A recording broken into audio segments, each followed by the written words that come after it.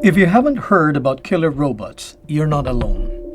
Most of us get carried away by dancing robots or AI that turns us into movie stars with just one click.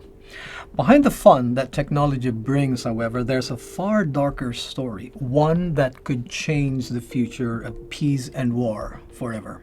For most of us, the idea of killer robots feels like sci-fi movie.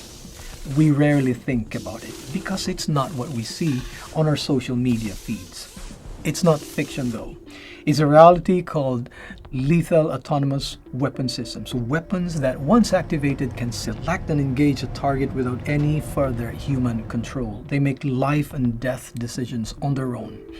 And these aren't just a future concept. There have already been documented cases like in Libya in 2020 where a drone appeared to hunt down its targets on its own. This has gotten so serious that the United Nations just held its first global dialogue on AI governance.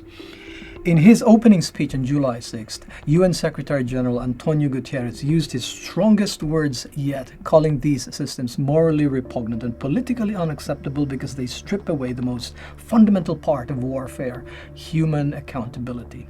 Let's think this over. If a machine makes a mistake, who's responsible? The programmer, the general who deployed it, or the machine itself?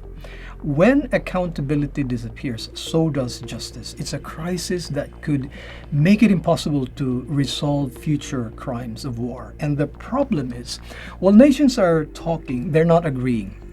There's a serious diplomatic standoff on whether to ban these weapons. Some countries and groups are pushing for a new, legally binding treaty to stop them before it's too late. Others resist, saying current laws are enough.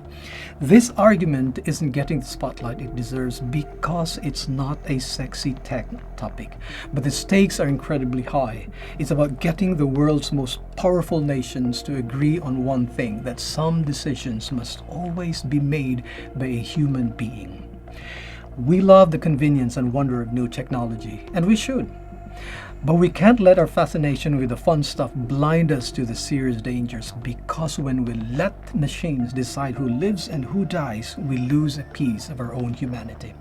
It's a conversation that needs you and all of us to pay attention, because the future of peace may depend on it.